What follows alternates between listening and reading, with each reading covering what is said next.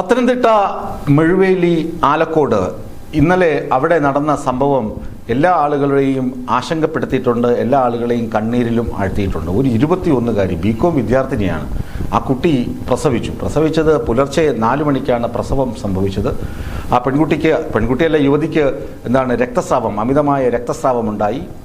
കുട്ടി ആശുപത്രിയിൽ പോവുകയും ചെയ്തു. ചെങ്ങന്നൂരുള്ള ഒരു ആശുപത്രിയിലാണ് പോയത്. ആശുപത്രിയിലെത്തിയപ്പോൾ ഡോക്ടർമാർക്ക് ഒരു സംശയം, ഇത് പ്രസവത്തെ തുടർന്നുള്ള രക്തസ്രാവമാണ്, അല്ലാതെ ഈ മറ്റ് ശാരീരിക അവസ്ഥകൾ കൊണ്ടുണ്ടാകുന്ന രക്തസ്രാവമല്ല എന്ന് ഡോക്ടേഴ്സ് തിരിച്ചറിഞ്ഞു. ഉടനെ തന്നെ അവർ കൂടുതൽ ആരോഗ്യ പ്രവർത്തകരെയും അല്ലെങ്കിൽ പോലീസിനെയും വിവരമറിയിച്ചു. പോലീസ് വന്ന് ചോദിച്ചപ്പോഴാണ് മനസ്സിലാകുന്നത് ഈ പെൺകുട്ടി പ്രസവിച്ചു.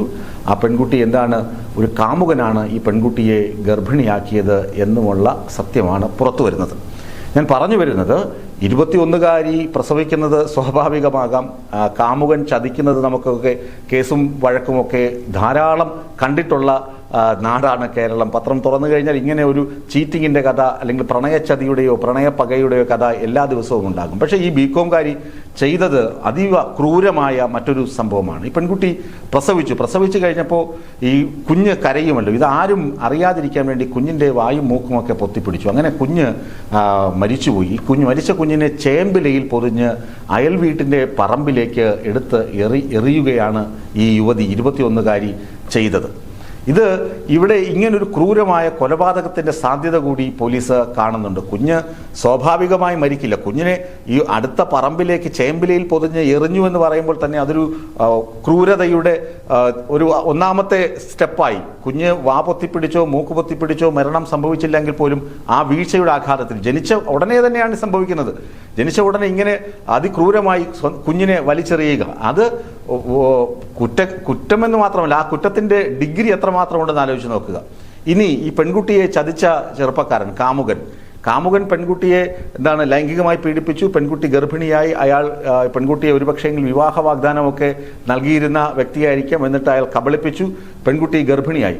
പെൺകുട്ടി വീട്ടിലാണ് താമസിക്കുന്നത്. ആ വീട് നിങ്ങൾ ഈ ദൃശ്യങ്ങളിൽ കാണുന്നുണ്ട്. ക്രിസ്മസിനിട്ട നക്ഷത്രങ്ങൾ പോലും മാറ്റിയിട്ടില്ല. അങ്ങനെ ഒരു സാധു കുടുംബം, ആ കുടുംബത്തിലാണ് ഈ പെൺകുട്ടി ജീവിക്കുന്നത്. അപ്പോൾ അവിടെയുള്ള ആ കൊച്ചു വീട്ടിൽ ഈ പെൺകുട്ടി ഇങ്ങനെ നിറവയറുമായി നടക്കുന്നത് രക്ഷിതാക്കളോ ബന്ധുക്കളോ കണ്ടില്ല, അയൽക്കാരോ ശ്രദ്ധിച്ചില്ല എന്ന് പറയുമ്പോൾ അതിനേക്കാൾ വലിയ നിസ്സംഗതയോ അതിനേക്കാൾ വലിയ ക്രൂരതയോ ആയി മാറുന്നുണ്ട്. ചുരുക്കി പറഞ്ഞു കഴിഞ്ഞാൽ ഈ പത്തനംതിട്ട ഈ ആലക്കോട് മെഴുവേലിയിൽ നവജാത ശിശുവിൻ്റെ മരണം എന്ന് പറയുന്നത് പോലീസിനെയും കുഴക്കുന്നുണ്ട്. ഇന്ന് ചെങ്ങന്നൂരിലെ ആശുപത്രിയിൽ പോസ്റ്റ്മോർട്ടം കോന്നിയിലെ മെഡിക്കൽ കോളേജിൽ ഇന്ന് പോസ്റ്റ്മോർട്ടം നടക്കും. പോസ്റ്റ്മോർട്ടത്തിൽ തിരിച്ചറിയുമല്ലോ കുഞ്ഞെങ്ങനെയാണ് മരിച്ചത്. വീഴ്ചയുടെ ആഘാതത്തിലാണോ അതോ ശ്വാസം മുട്ടിയാണോ മരണപ്പെട്ടത്, അതോ ഇങ്ങനെ ചാപിള്ളയായിട്ടാണോ ജനിച്ചത്? ഇതൊന്നും കൃത്യമായി മനസ്സിലാക്കണമെങ്കിൽ പോസ്റ്റ്മോർട്ടം റിപ്പോർട്ട് പുറത്തു വരണം. പോസ്റ്റ്മോർട്ടം റിപ്പോർട്ട് പുറത്തു വന്നതിന് ശേഷം പോലീസ് ഇപ്പോൾ പ്ലാൻ ചെയ്യുന്നത് ഈ യുവതിയെയും വീട്ടുകാരെയും ആ കാമുകനെയും ഒരുമിച്ചിരുത്തി ചോദ്യം ചെയ്യണം. കാമുകനെ വിശദമായി ചോദ്യം ചെയ്യണം. എന്താണ് സംഭവിച്ചത്, ശരിക്കെന്താണ് സംഭവിച്ചത് എന്നുള്ള കാര്യങ്ങൾ കാമുകനിൽ നിന്നും ഈ യുവതിയിൽ നിന്നും ഇനിയും പോലീസിന് ചോദിച്ച് മനസ്സിലാക്കാനുണ്ട്. അത് മാത്രമല്ല, ഈ പെൺകുട്ടിക്ക് ഇങ്ങനൊരു ദുരവസ്ഥ നമുക്കറിയാം. പത്തനംതിട്ട തന്നെ ഈ ക്ലോസറ്റിൽ പ്രസവിക്കുന്നത്, എന്നിട്ടൊരു ഹോസ്റ്റൽ മുറിയിൽ ഒരുമിച്ച് താമസിക്കുന്ന യുവതികളിൽ ഒരാൾ പ്രസവിക്കുന്നു. അത് ഹോസ്റ്റലിലെ സമീപത്ത് കൂടെ താമസിക്കുന്ന പെൺകുട്ടി പോലും അറിയുന്നില്ല എന്നൊക്കെ പറയുന്നത്, ഈ ഗർഭമെന്ന് പറയുമ്പോൾ വയറ് എന്ത് വന്നാലും ഉണ്ടാകുമല്ലോ, ഈ വയറ് കാണിക്കാതെ അല്ലെങ്കിൽ ഗർഭാവസ്ഥ പുറത്തറിയിക്കാതെ ഇത്രയും മാസങ്ങൾ ഈ പെൺകുട്ടി ആ സ്വന്തം വീട്ടിൽ കഴിഞ്ഞു എന്ന് പറയുന്നത് അസ്വാഭാവികമാണ്. അല്ലെങ്കിൽ വീട്ടുകാരിത് ശ്രദ്ധിച്ചിട്ടുണ്ടാകില്ലേ എന്ന സംശയം പോലീസിനുണ്ട്. അതുകൊണ്ട് തന്നെയാണ് വീട്ടുകാരെയും വിളിച്ചിരുത്തി ചോദ്യം ചെയ്യും. ഏതായാലും ആ നവജാത ശിശുവിനെ എറിഞ്ഞോ അല്ലെങ്കിൽ ഉപേക്ഷിക്കുകയോ മരണപ്പെടുകയോ ചെയ്ത സാഹചര്യം ഏറ്റവും വേദനാജനകമാണ്. ഇതിനകത്ത് പ്രതി ചേർക്കേണ്ടത് ആ കാമുകനെ കൂടി. അയാളെ വിട്ടുകളയരുത്. അയാളുടെ ചതിവാണ് ഈ സംഭവങ്ങൾക്കൊക്കെ കാരണമെങ്കിൽ ഒന്നാം പ്രതി അയാളെ ആക്കണമെന്നാണ്. ഈ യുവതിയെ മോഹനസുന്ദരമായ വാഗ്ദാനങ്ങൾ നൽകി പ്രലോഭനത്തിൽ വീഴ്ത്തി ഗർഭിണിയാക്കി. എന്നിട്ട് ഗർഭാവസ്ഥയിൽ വീട്ടുകാരറിയാതെയൊക്കെ ആ പെൺകുട്ടി ആ ഗർഭാവസ്ഥ സൂക്ഷിച്ചു. അവസാനം പ്രസവിച്ചു കഴിഞ്ഞിട്ട് നിക്കക്കള്ളിയില്ലാതെ വരുമ്പോഴാണ് കുഞ്ഞിനെ ഉപേക്ഷിക്കേണ്ടി വരുന്നത്.